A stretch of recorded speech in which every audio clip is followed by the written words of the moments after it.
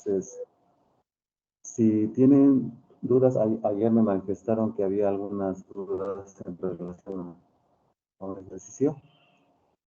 Si los quieren plantear ahora, adelante. ¿Quién tiene duda?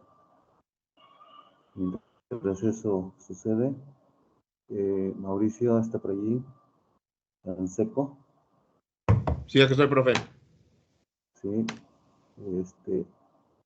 le di una respuesta en su correo en relación a sus cálculos. Creo que había algún error para que le eche un vistazo en relación al cálculo de porcentaje de porosidad.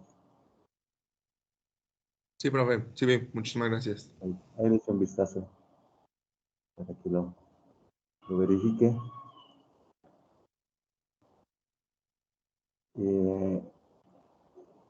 Más dudas en relación al ejercicio de sobredensidad.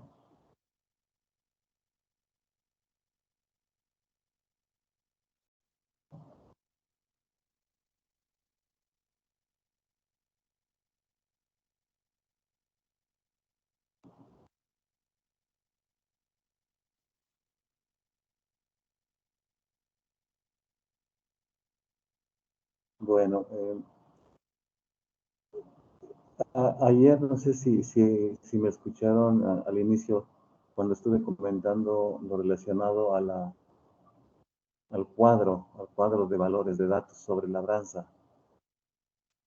Estuve intentando dar la explicación, ¿no?, de los datos, de los resultados, y pues creo que eso ya quedó rebasado. No sé si se alcanzaron a escuchar bien la explicación que estuve dando.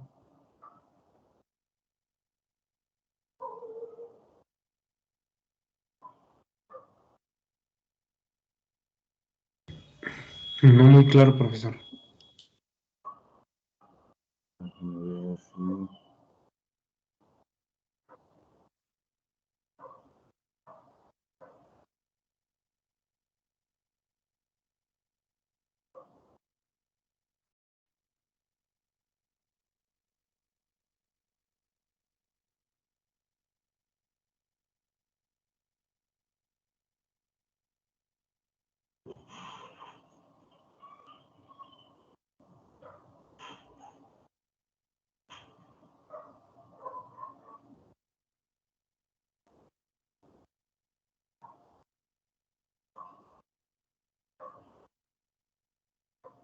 A ver si lo tengo aquí a la mano.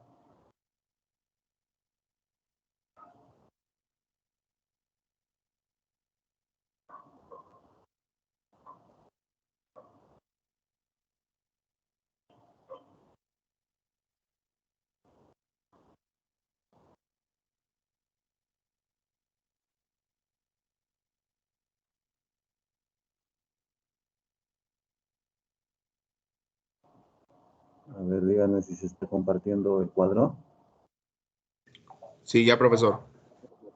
A ver, ahí si hay alguna pregunta con relación a esos datos, adelante, por favor.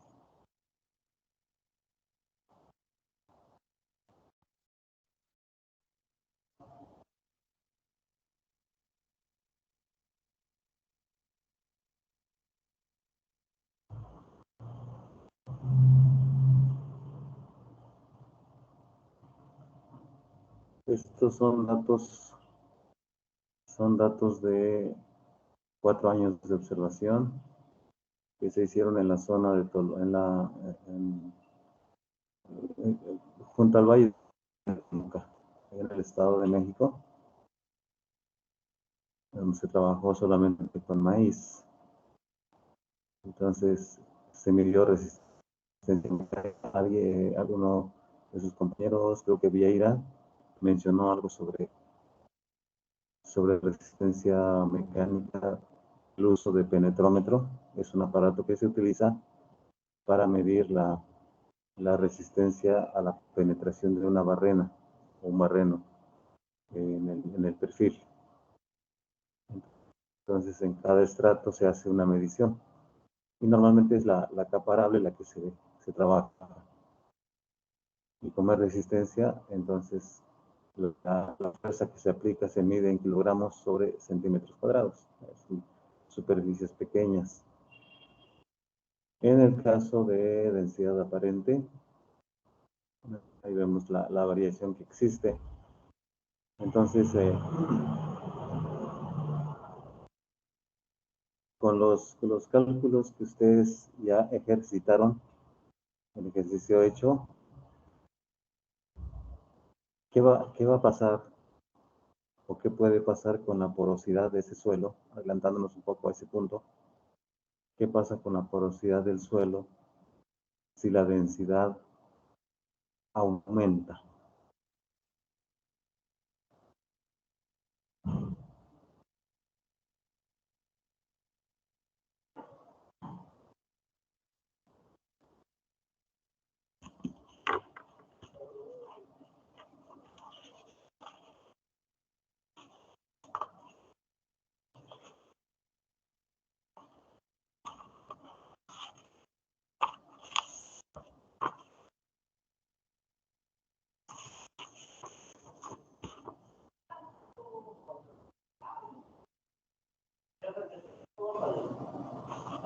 A ver qué nos comenta Carla Paola. Ya está con nosotros. Ya no llega.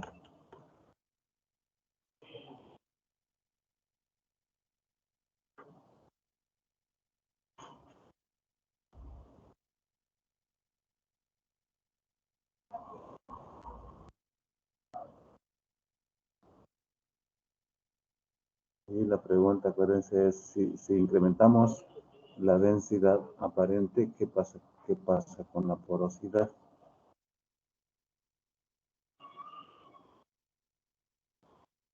A ver si le ayuda a su compañerita Carla Verónica.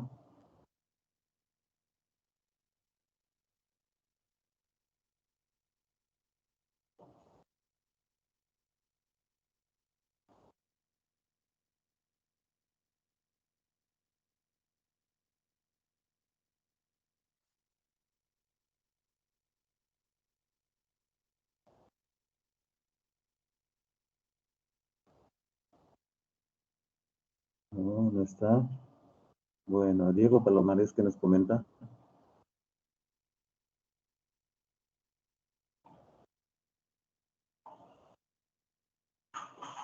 Sí, profe, aquí estoy. Pues la verdad no lo entendí, profe, la verdad no lo entendí bien.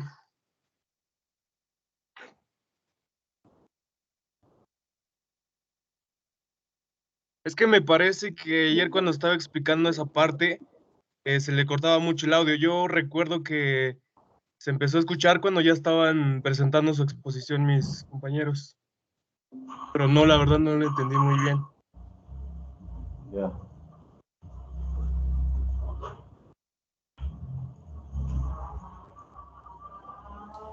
La porosidad va a disminuir, ¿no? ¿Perdón? Que la porosidad va a disminuir porque está aumentando la densidad aparente. Muy cierto, muy bien, Noemi. Muy bien.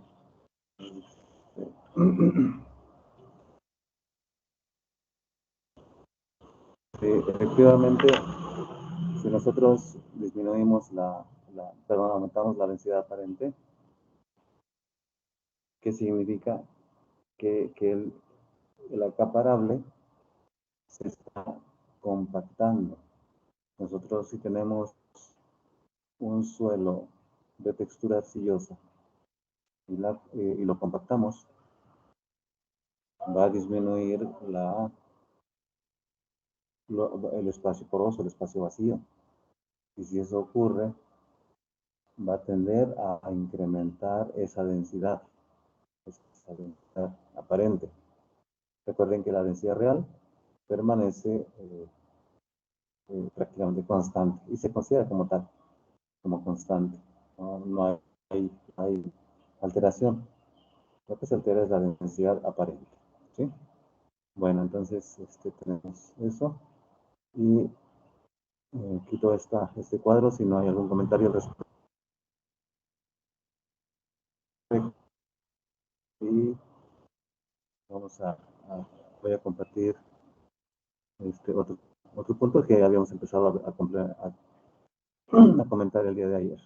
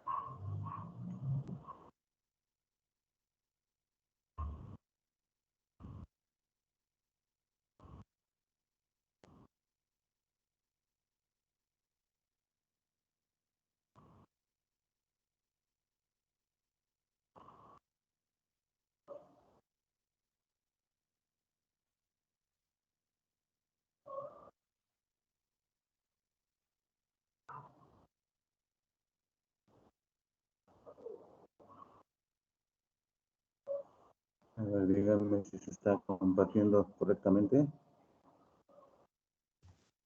Sí, profe. Profe, ¿Sí? Muy bien. Bueno, entonces, ya que sus compañeros nos hablaron en su presentación de ayer con relación a las formas de evaluar la pérdida de suelo en las parcelas, y pueden ser experimentales o en los terrenos directamente del productor. Necesariamente, bueno, que hay que hacer un trabajo de campo para poder tener ese resultado lo más preciso posible. Entonces nosotros, aparte de estas metodologías sencillas que ya se ha utilizado y que fueron las primeras en ser utilizadas en nuestro país hace ya como casi 50 años, se empezó a utilizar esa metodología sencilla, pero con el paso del tiempo se, se fueron apropiando de otras formas de evaluar. Y una de ellas es con el uso de modelos. A partir de 1975 se conocieron o llegaron modelos a nuestro país que se pusieron en práctica para hacer estimaciones de pérdida de suelo por erosión hídrica. Entonces, de esta manera se estuvo trabajando durante muchos años y aún se sigue trabajando, pero los primeros datos generados con este modelo fue alrededor de 1975.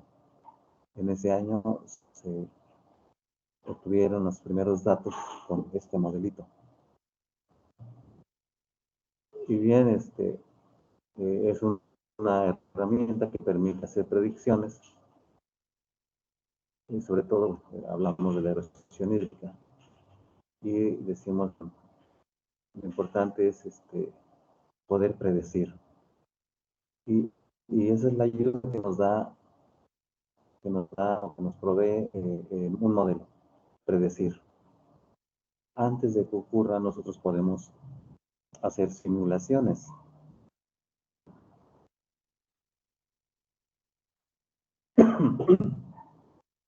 Y para ello, pues necesitamos contar con información de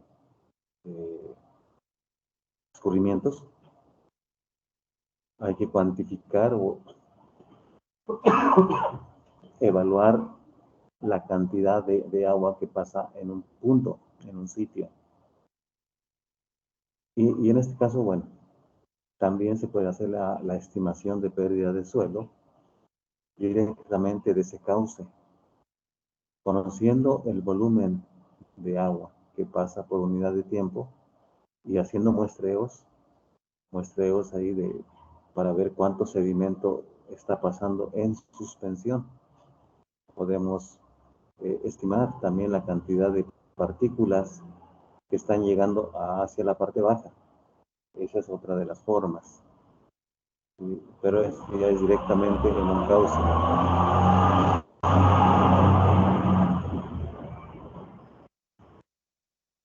Y desde luego esto se hace una referencia a toda el área, que puede ser una cuenca, una microcuenca, que alimenta a los cauces, tanto principales como secundarios.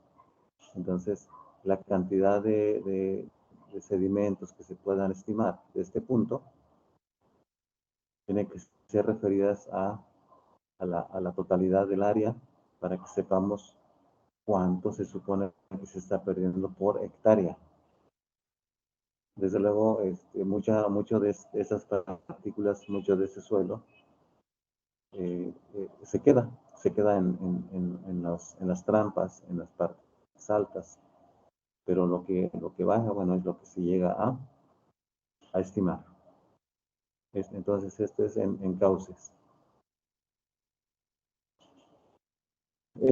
Algo ya más sofisticado es el establecimiento de lotes de escurrimiento. Esto es poner pequeñas parcelas a favor de la pendiente. Y en cada parcela se hace un tratamiento ya sea que se ponga un surcado en contra de la pendiente, a favor, sin surcar, con cultivo tupido, con cultivo de escarda, y se tiene que delimitar el área. Se delimita el área y esa cantidad de agua, la cantidad de agua que cae sobre o adentro de este terreno delimitado, se capta en unos tinacos aguas abajo, ¿sí? En unos tinacos aguas abajo. Esta es otra de las maneras en que nosotros podemos hacer estimación de la erosión. Y para cada parcela se coloca un tinaco. ¿Sí? Ya después llega el encargado de hacer los muestreos, pues llega al tinaco, le da una buena agitada, al tinaco, luego toma la muestra, desde luego este tinaco tiene una escala de profundidad en el interior, está marcado. Entonces sabemos la cantidad de agua que hay. Se toma, digamos, 2 o 3 muestras de a litro. Esto se sedimenta, se lleva al laboratorio para secar, y entonces sabemos cuánto sedimento se capta por litro, o cuál es el resultado después del secado, y hacemos la referencia a la cantidad total. Digamos, si en ese momento había 50 litros de agua con sedimento, y si en un litro se encontraron 5 gramos de sedimentos, bueno, pues ya se hace la relación. Y de esa manera sabemos qué cantidad de sedimentos está siendo transportado. Pero es importante en este caso apoyarse de el equipo conocido como pluviógrafo, un equipo meteorológico, pluviógrafo, que nos va a medir la cantidad de agua, la cantidad de lluvia que cae en ese sitio y el tiempo en el que cae, ¿no? Ahí es donde ocupamos ese aparato conocido como pluviógrafo, cosa que no hace el pluviómetro, ya que ese solamente mide la cantidad de agua que cae en un sitio. Aquí, con el pluviógrafo nos da una gráfica donde vemos la variación de la lluvia en función del tiempo. Bueno, les decía, esto ya es algo más sofisticado, ya implica inversión, tiempo, dedicación y alguien que esté disponible para tomar las muestras, ¿sí? Entonces se hace el muestreo después de cada evento, donde se tenga escurrimiento, donde se pueda captar sedimentos, porque luego llueve muy ligero o llovizna, que hay una llovizna y no hay escurrimiento. Bueno, en ese caso no hay necesidad de tomar muestras, ¿no? Si no hay escurrimiento, pues no hay datos. Y entonces esto se hace directamente sobre el terreno.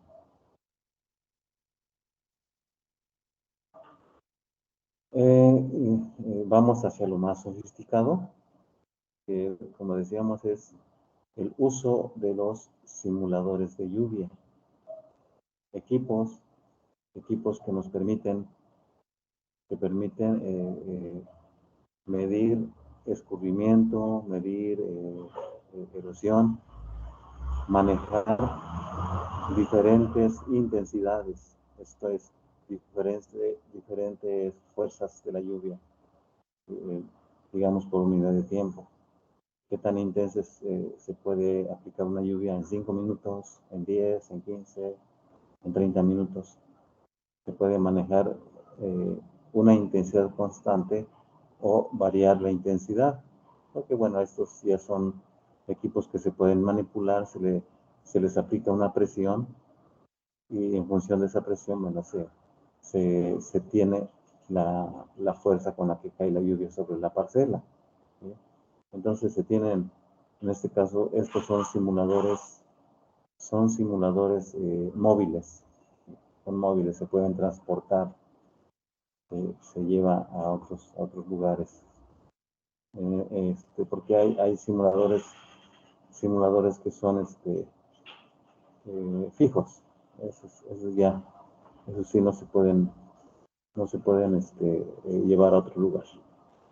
Se tiene que trabajar en el mismo sitio. Bueno, entonces, de esta manera podemos trabajar directamente sobre la parcela del productor, sin necesidad de llevar muestras al laboratorio. Claro, esto también implica que hay que llevar agua suficiente, un tambo, un tinaco, cargar con una camioneta con lo que se pueda arrastrar, remolque, o bien cuando nosotros empezamos a trabajar en la parte alta de Chapingo, allá por el Iste, teníamos la oportunidad de llevar una pipa con agua, y pues no teníamos problemas de cantidad de lluvia o simulada por aplicar. Y bueno, desde luego se colectan los sedimentos que se ha producido en cada parcela. Entonces, Son técnicas, son métodos que llevan mayores complicaciones o mayor complejidad. Sin embargo, al no contar nosotros en esos tiempos, en aquellos años, con todo ese equipo, porque ya los simuladores llegaron un poco más tarde, posteriormente, hicimos uso de un modelo para el cálculo de la pérdida de suelo. Y este modelo fue generado por Wishmeyer, que se dedicó muchísimos años en tratar de buscar la explicación de cómo el agua era capaz de generar o de producir erosión, y tanto por el efecto de la gota como por escurrimiento. Un señor que se dedicó por mucho tiempo, entonces hizo la publicación de este modelo. Desde luego, años antes, fue generando diversos tipos de modelos hasta que pudo afinar y llegó a este último. Este último modelo pues consta de 6 factores.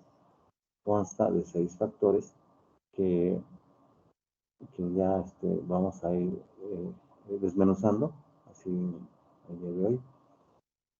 ¿En qué consiste? ¿En qué consiste cada factor? ¿Qué elementos toma en cuenta? Entonces, bueno, fue publicado en 1965, ya hace un rato, y ha funcionado. Nos mostró ayer o antier, no recuerdo, creo que en la presentación de ayer, nos mostraron un mapa donde se habla de la erosión en México, ¿sí? Y justamente ese mapa de erosión fue generado, nos tocó participar a los del Departamento de Suelos, junto con los del colegio, en la elaboración de ese mapa, utilizando precisamente esta ecuación. Esta ecuación fue la que se utilizó.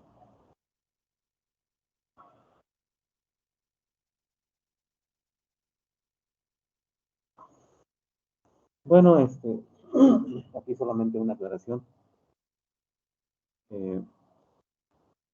Aquí se habla de E, que es la erosión, bueno, pero hay un pequeño error aquí, debía de ser una A mayúscula, una A. Entonces, y que es como aparece aquí en la descripción. Entonces, A es la pérdida de ese suelo en toneladas sobre hectárea por año. O sea, la cantidad de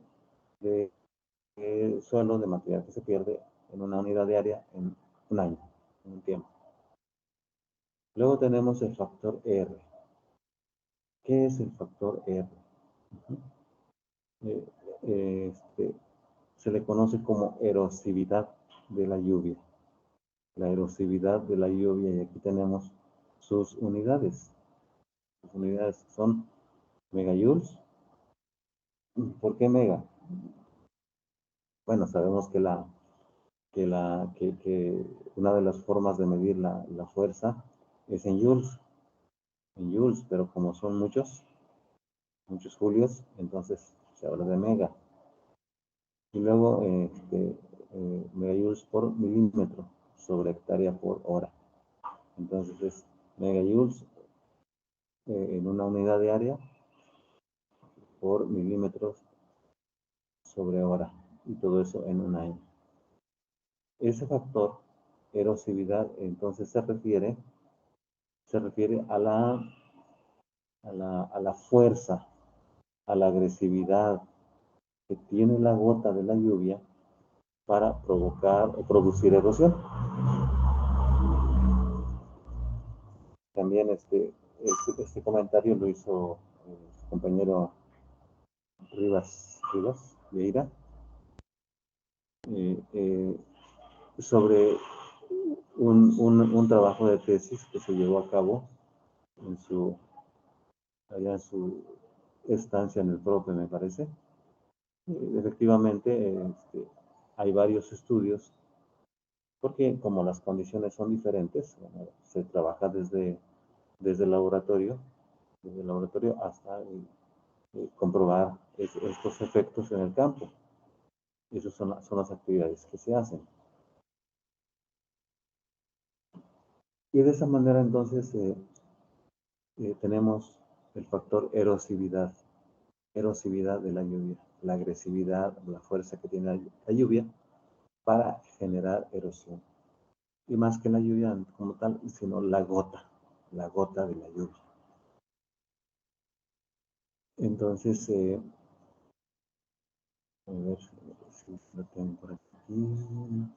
Ahí está. Entonces, se habla el efecto de salpicamiento. Se tiene que controlar el flujo de turbulencia, pero se tiene que verificar el escurrimiento y la capacidad que hay para mover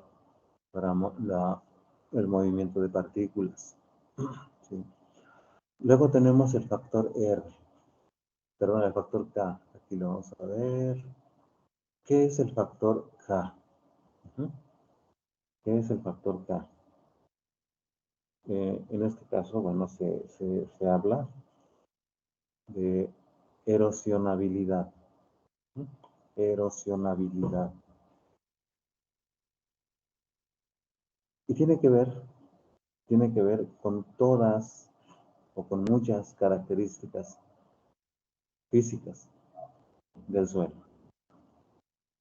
Dentro de las características químicas, solamente consideramos el contenido o el porcentaje de materia orgánica. Es lo que consideramos. De ahí, el resto de las características son físicas. Y entonces, erosionabilidad es la resistencia del suelo en base a sus características a ser erosionado. La resistencia del suelo a la erosión. Y esa erosión o esa resistencia va a estar en función de sus características físicas. Bueno, entonces son dos términos. Y se habla de erosividad y erosionabilidad. Así como se acordarán ustedes de física general, cuando nos hablaban de que para toda acción hay una reacción. Para una fuerza en un sentido, hay otra fuerza en sentido contrario. Y estos dos factores, la lluvia y las características del suelo, la parte edáfica, van a proporcionarnos las unidades en que se mide la pérdida de suelo, porque los otros factores son adimensionales, se toma como adimensional. Luego tenemos un siguiente factor que es L, que es el factor de longitud de la pendiente. ¿Sí? Bueno, lo vamos a revisar enseguida. Acuérdense nada más de esto: factor longitud de la pendiente, S, factor grado de la pendiente, C, que es el factor de uso y manejo del suelo y vegetación. ¿Qué cultivos puede haber? ¿Qué existe? ¿Qué tipos de cultivos? ¿Qué porte? Desde luego, se considera también la vegetación natural. Y la P se refiere a prácticas mecánicas. ¿Sí? A prácticas mecánicas. Entonces ahí tenemos estos factores que vamos a verificar. Entonces ya hablamos del factor R, del factor K. Tenemos el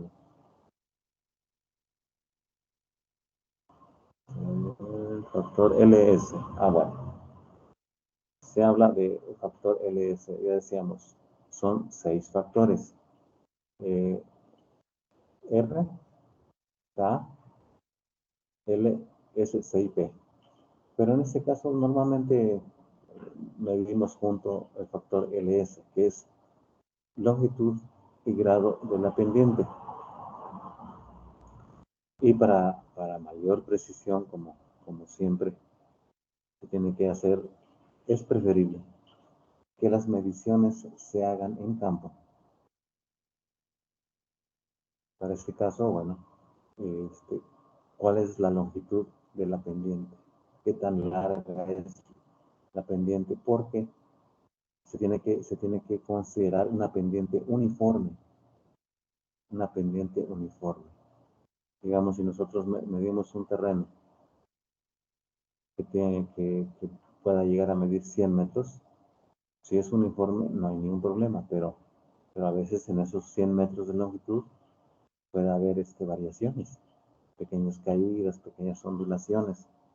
Entonces,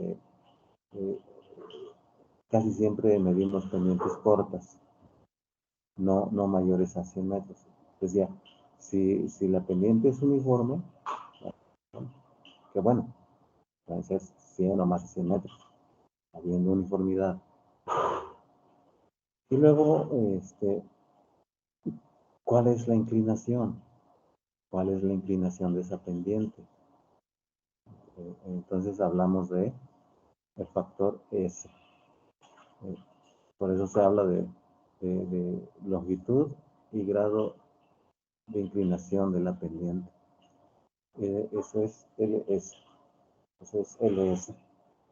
Bueno, entonces de esa forma obtenemos la información. Luego para este modelo nos dice que hay un factor C. Un factor C. ¿A qué se refiere? Bueno, tenemos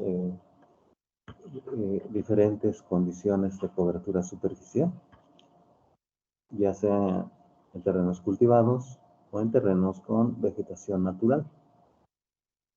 Tenemos diferentes porcentajes de cobertura. Y por eso es que es importante tomar en cuenta qué vegetación existe, qué cobertura y porcentaje, sobre todo, si es anual, si es perenne, si es caducos, perennifolia, etcétera, etcétera, para tener una buena referencia.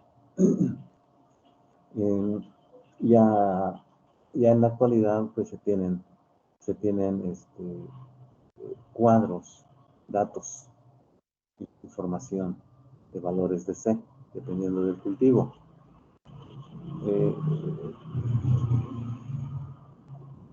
Con nosotros, cuando empezamos a trabajar, bueno, tuvimos muchísimos problemas cuando empezamos a querer utilizar esta ecuación. Todavía en el año 82,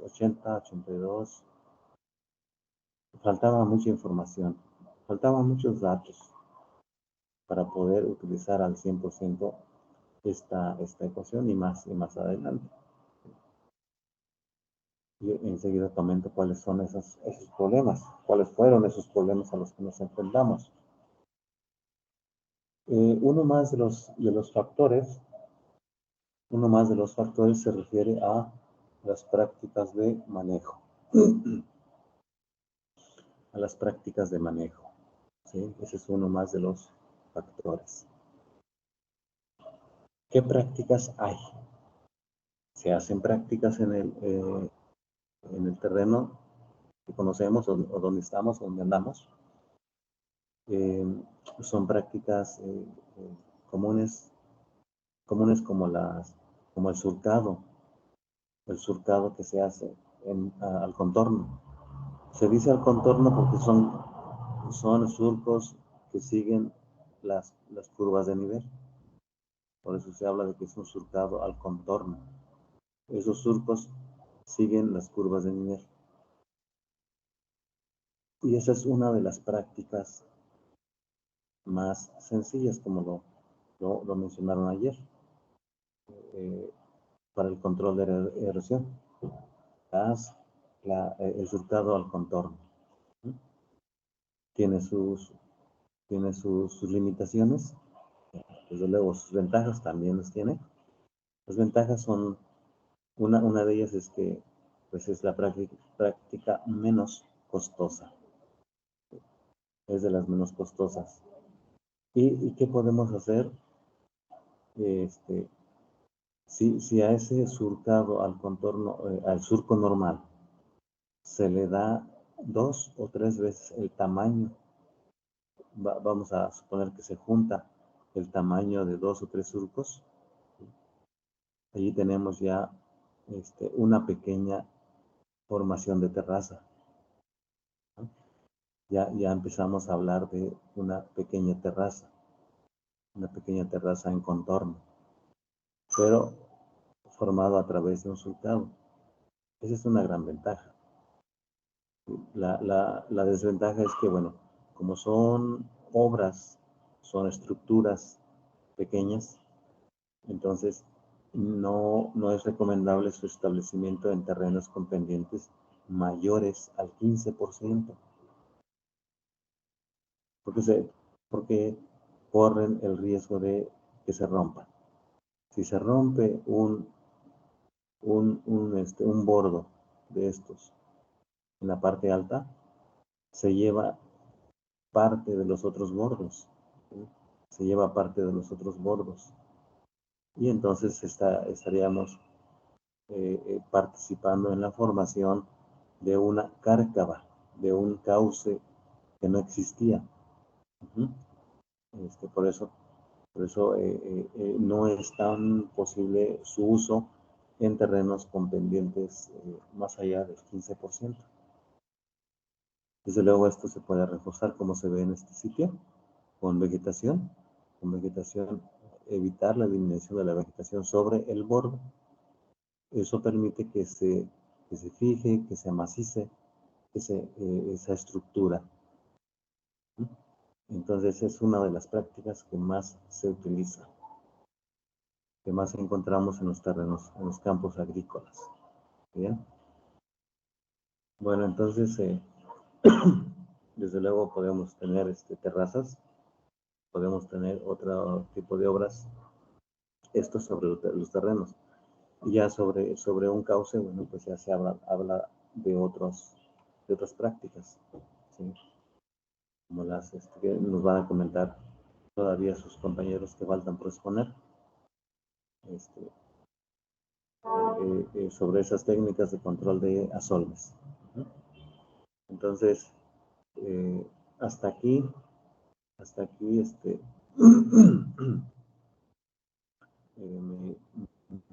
mi comentario en relación a este modelo, a esta ecuación. ¿Cuáles fueron inicialmente los problemas a los que nos enfrentamos nosotros?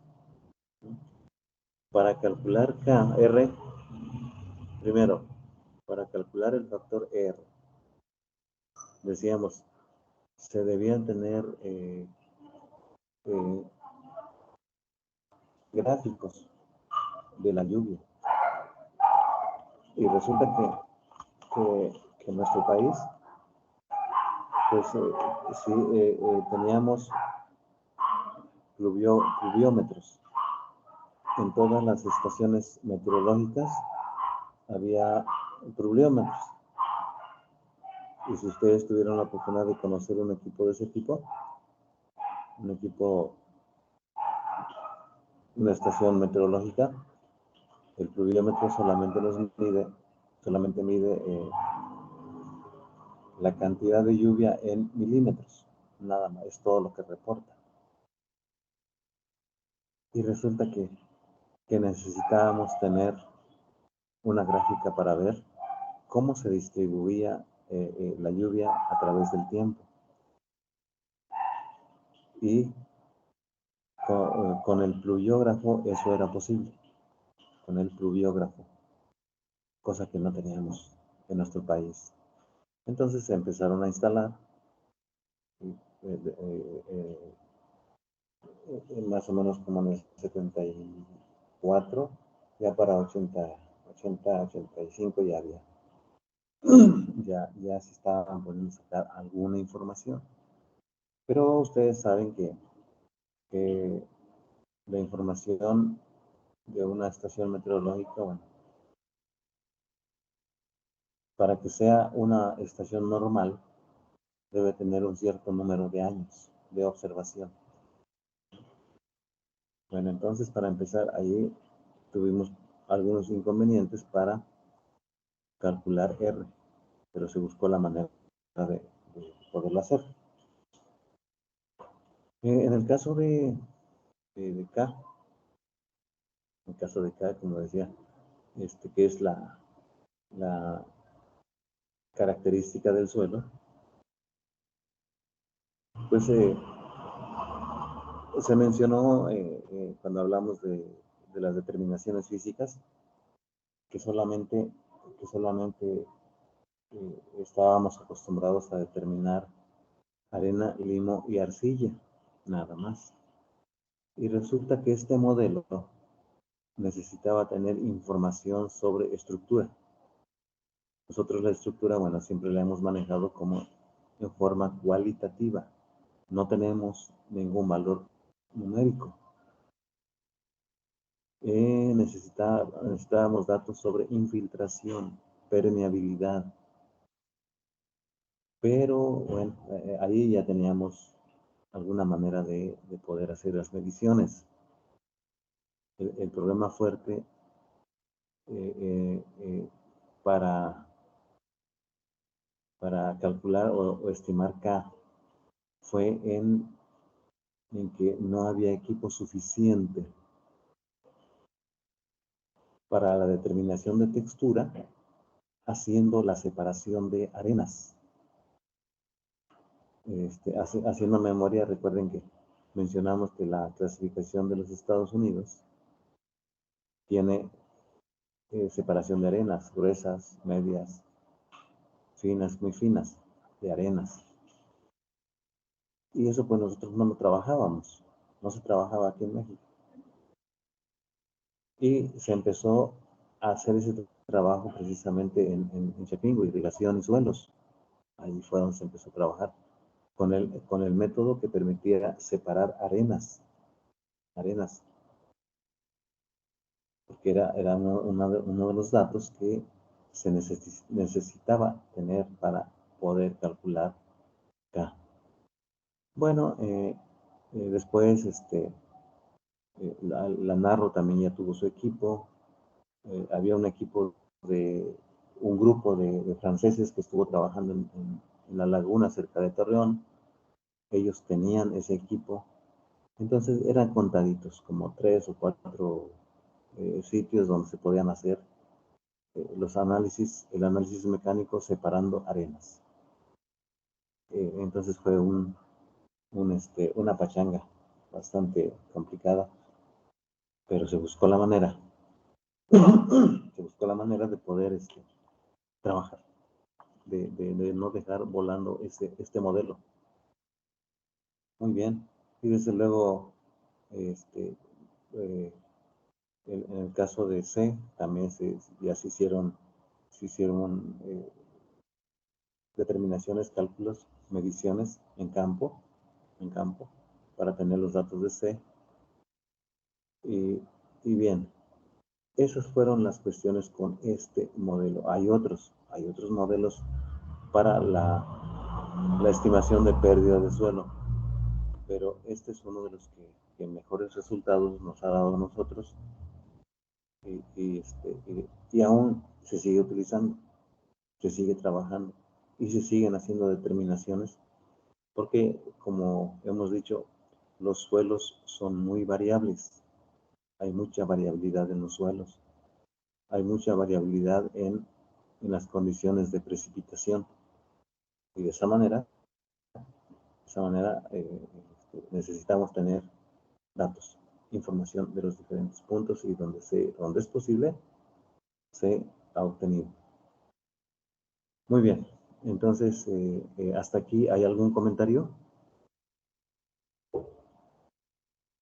¿Hay alguna pregunta? Porque vamos a entrar a hacer el cálculo o a utilizar más bien este modelito. ¿Sí? Vamos a ver de qué manera en la actualidad ya se buscaron alternativas por falta de, o por escasez de información, se buscaron alternativas. Y vamos a revisar una de esas alternativas para el uso de esta ecuación, porque tenemos información, tenemos mucha información que luego no utilizamos, pero que ahí está, que se ha generado ya sea por INEGI actualmente. Entonces hay que aprovechar lo que ya tenemos a la mano. Bien, ¿algún comentario? No, profe, ninguno. Nada. Bueno, entonces ya sobre la marcha, a ver qué dudas aparecen. Entonces quito esta presentación y vamos a abrir otra.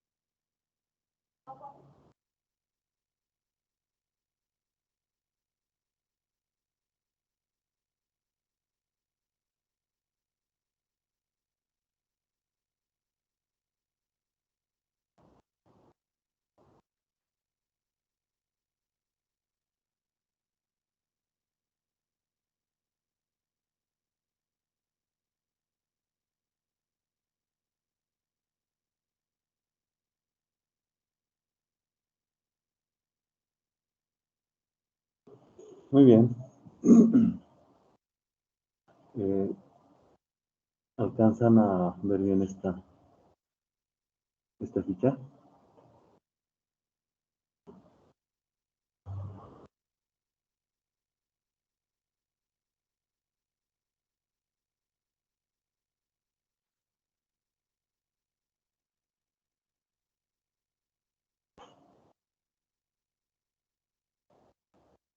Bien avanzado. Continuamos.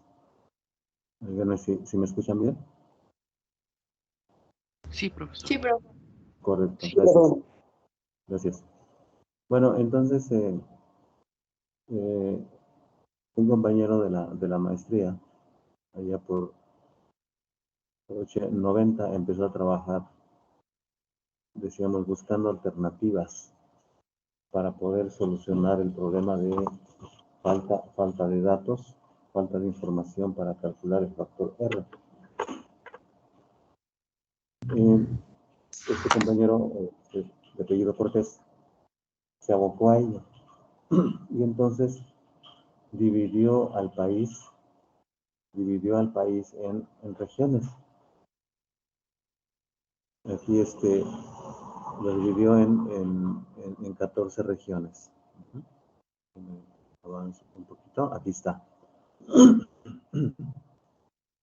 Entonces, presentó estas regiones para todo el país y para cada una de ellas, para cada uno de estos sitios, generó una ecuación sencilla, una ecuación lineal, en donde X es la precipitación promedio total anual, la precipitación promedio anual, vamos. Entonces, si se tienen 10, 15, 20, 30 años de observaciones, pues se tomaba el promedio de esa precipitación anual y es la que se utiliza en X, en esta ecuación. Y la Y, la Y, es el equivalente a R de la ecuación, ¿sí? Claro, R de la ecuación, que es erosividad de la lluvia. Erosividad de la lluvia. Porque aquí en la columna de la derecha aparece una R cuadrada. Entonces, pero esta es la R cuadrada que se utiliza en estadística. Y resulta entonces que, recuerden que si tenemos para algunos investigadores, cuando trabajan con modelos, cuando trabajan con cuestiones numéricas, si generan algo donde la correlación es arriba de 80% o de 0.8, ya es bueno o es muy bueno. Algunos son un poco más flexibles y dicen, bueno, si mi R cuadrada es de 0.75, ya se acepta. Entonces, y vemos aquí que para todas las ecuaciones que se generaron para el país, todas están arriba de 0.9. Entonces, muy buenas las ecuaciones. Y de esta manera, entonces, aquí para la R de la ecuación, esa la sustituimos en Y. Vamos a hacer un ejercicio. Vamos a considerar aquí, para que nos vayamos todos juntos, vamos a considerar una precipitación media anual de 500 milímetros. Y lo vamos a comparar con otro dato que sería de 3000 milímetros. ¿Sí? Entonces, por favor, vamos a utilizar aquí a ver, vamos a verificar una región. Bueno, usamos el dato. Vamos a ver aquí. 500 milímetros. Para el dato de 500 milímetros, vamos a utilizar la región 8. ¿Sí? La región 8. Ahí está la ecuación. ¿Sí? Entonces, tomen ese dato, la región 8.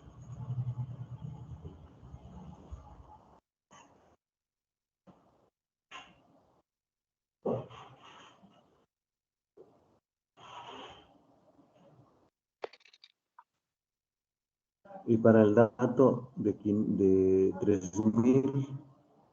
3000 milímetros, vamos a considerar la región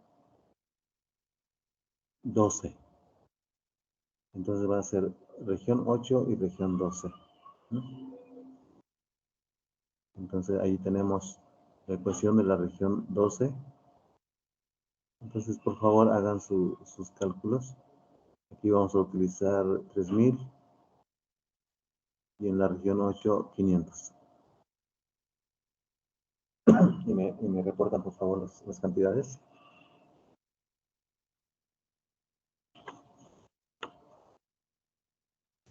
¿Era 3000? 3000 para la región 12 y 500 para la región 8.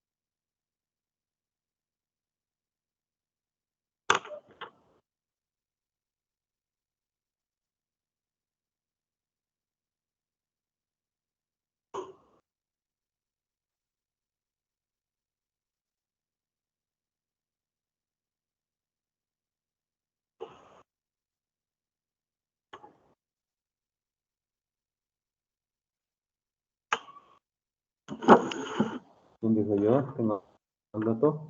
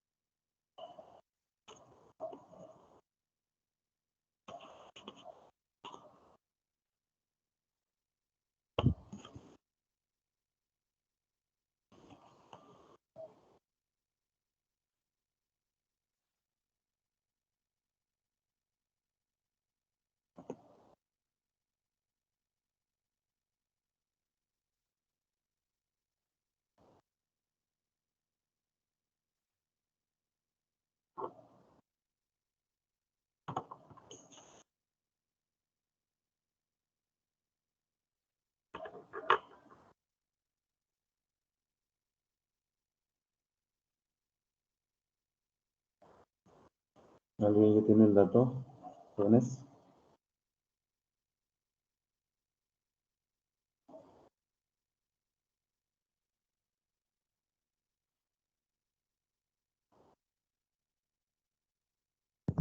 No sé si esté bien, pero para la 8 dijo que eran 500. 500. Entonces me salió 1815.85. No sé si esté bien. Para mí, en la 8 me salió 1815.86. Ajá. 1815. A ver, ¿quién tiene el dato de 3000?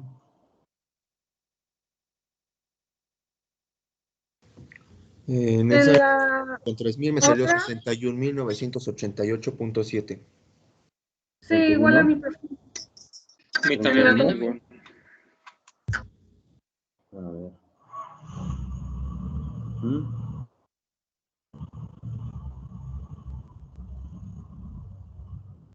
A ver, entonces, me dijeron 3188.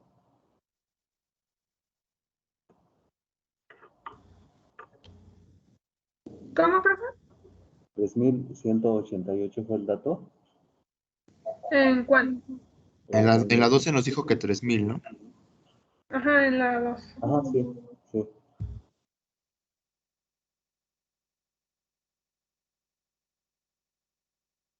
¿Y el valor de R cuánto fue? 31.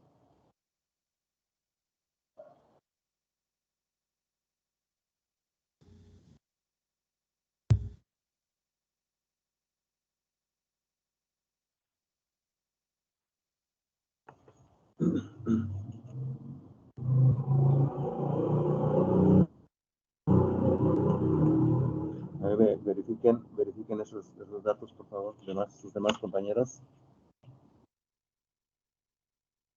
Compañeras. Ya nos dieron dos datos sus compañeros. 1515 y algo así como 31.800 y cacho. 61.988. A ver, Esme, no les alcancé a escuchar bien. Perdón, que eran 61.988.7. A ver, sí, por ahí le encargo que verifiquen con sus demás compañeros, verifiquen por favor. Sí, profe, ahí sale eso. Yo sí estoy con mi compañero. Me salió igual. Igual, correcto. Bueno, entonces,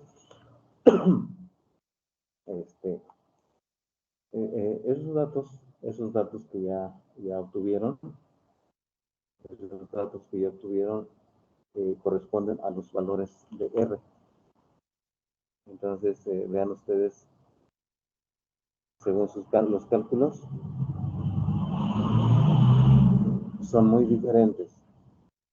Eso ya depende de la región, de qué tanto llueve, cuál es la intensidad, porque, bueno, en el caso de la lluvia, se considera o tiene sus características que se deben tomar en cuenta. Nosotros sabemos o hemos visto que hay lluvias torrenciales, o que es una llovizna, o es un chipi chipi, como normalmente llamamos, pero es una lluvia. Sin embargo, dentro de la lluvia se deben considerar ciertas características. ¿Cuáles son esas características? Que pues debemos considerar la cantidad, la duración de la lluvia, de tormenta, el tamaño de gota, la intensidad que va a estar relacionada con el tiempo. Entonces son varias características que se consideran de la lluvia. Y por eso es que cada región en cada sitio se tienen valores diferentes de R. Y esto fue lo que en su momento encontró Cortés, y por eso es que hizo esa división del país. Y todavía, y aún así quedó bastante amplia.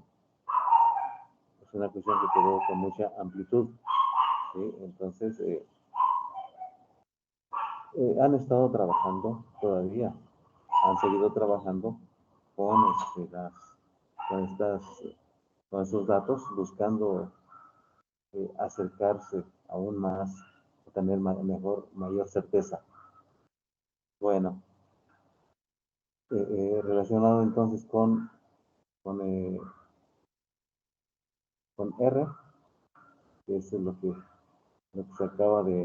que acaban de calcular, ese es el factor R de la ecuación. Y esa ecuación, bueno, tiene su nombre, se le conoce como ecuación universal de pérdida de suelo. Se le conoce como ecuación universal. ¿Por qué universal? Sí, finalmente esa ecuación fue generada en Estados Unidos. Allá se generó. Y desde luego a través de muchísima información, de muchos años de observación, de toma de datos.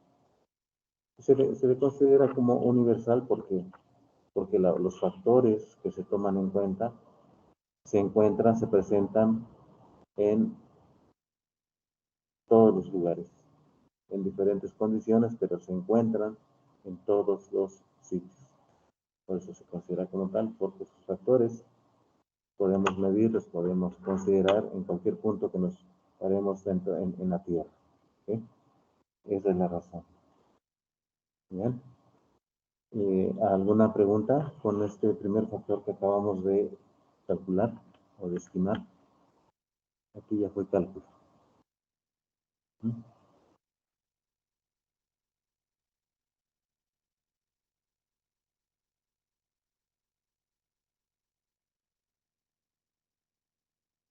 ¿No? Y vean ustedes, bueno, viendo este mapa,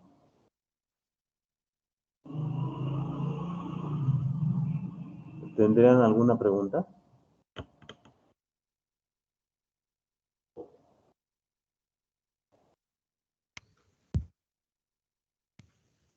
¿Por qué la parte Profesor, de yo arriba tengo... no tiene información? Perdón. Adelante, compañera. Sí, ¿por qué la parte de arriba dice sin información? ¿Por qué los demás están clasificados y la parte de arriba no? Ajá, muy bien. Adelante con la otra pregunta, compañero.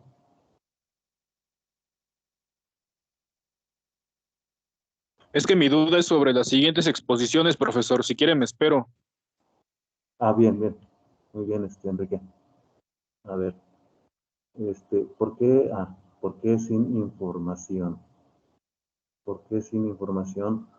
Porque no hubo, en su momento, no encontraron estaciones meteorológicas con el carácter de normal. ¿Sí? Tal vez en la actualidad ya las que había hace 30 años ya sean normales, pero en ese entonces no se encontró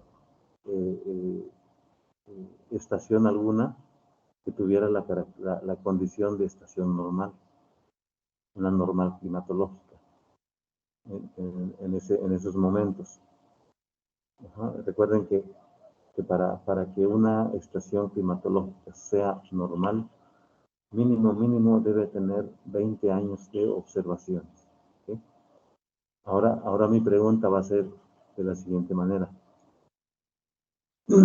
¿Cómo hacerle entonces si queremos hacer una estimación de esos puntos, de esos sitios? Si queremos aplicar esta metodología, ¿cómo proceder para hacer el cálculo? ¿Qué podemos hacer? Si aquí dice sin información. Adelante. Yo creo que quizás se puede utilizar mapas, ¿cómo se dice? Bueno, que están tomados desde el espacio, número 1, ¿no? Y comparar justamente su forma visual con otros suelos para ver más o menos en cuál en cuál se integraría. Y también los análisis de suelo podría ser comparados con otros suelos para ver en cuál se clasifica mejor. Porque quizá en ese momento, pues obviamente, ¿no? Es un transcurso de varios años donde se tiene que ir viendo su proceso, pero pues tomando en cuenta que la mayor parte del suelo ya está en, se podría decir, edad madura, o sea, ya tiene sus límites bien determinados y sus características, podría ser un poco, creo yo, más fácil determinar en qué suelo entra. Bueno, podría ser una posibilidad, ¿verdad? O sea, las alternativas se tienen que buscar. Una más, pues sería localizar alguna estación en uno de esos puntos donde aparece que sí hay información. A lo mejor por decir acá por Sonora hay una parte con información y se me ocurre que y luego acá en la parte de Coahuila, Piedras Negras, se me ocurre que podríamos trazar una línea. Aquí tenemos un valor en el punto de Piedras Negras, trazar una línea hasta llegar allá a la parte de Sonora y ver qué valor tenemos en Sonora, qué valor tenemos en Piedras Negras, ¿sí? E ir ajustando ese valor. Esa podría ser otra alternativa, ¿sí? Bueno, pero pues tenemos que buscar cómo salvar esa duda. Y la otra, bueno, pues ahí está, mire. No solamente, Cortés no solamente se quedó con delimitar, hacer regiones, sino que también propuso este mapa conocido como de isoagresividad o de isoerosividad. Y es una especie de mapa topográfico y con ello se puede salvar algunos puntos. Y digamos, si nos vamos al extremo allá de Tijuana, Mexicali, Ensenada, donde no hay línea alguna, bueno, podríamos considerar, o como dicen a veces, extrapolar un dato y utilizar este último valor, que es de 500 unidades, y considerar que esa área pues tiene ese valor para fines de cálculo. ¿Sí? Bueno, entonces, con esto hasta aquí, con la duda de Alberto. Adelante, Alberto. Es que vi que mandó un correo que decía la segunda ronda de exposiciones y quería saber si no se podrá exponer individualmente. De manera individual. Sí, profesor. Es una alternativa también. ¿Ah? Y es que yo estoy en el equipo 2, entonces no sé si a mí me tocaría ese tema o ese el equipo y yo tendría otro tema. Si usted quiere exponer un tema individual, lo podemos hacer. Sí, profesor. Bueno, ya le haré llegar un tema. Gracias. Ándele, pues. Maestro, Sí. yo también tenía una cuestión sobre el MIAF. ¿Quiere que lo exponga mañana o hasta el martes, creo nos toca? El lunes. El lunes. Mañana tenemos clase y luego lunes, martes, miércoles. Si gusta, lo tiene listo para el próximo lunes. ¿Está bien? Sí, como usted guste. Sí, porque mañana vamos a terminar de revisar este modelo. Nos faltan 5 factores por revisar y lo vamos a hacer mañana. Pero ya sería a partir del lunes, para que reanudemos las exposiciones de los equipos. ¿Verdad? Bueno, gracias. Muy bien. Muy bien, jóvenes, ¿algo más antes de dar por terminada la sesión?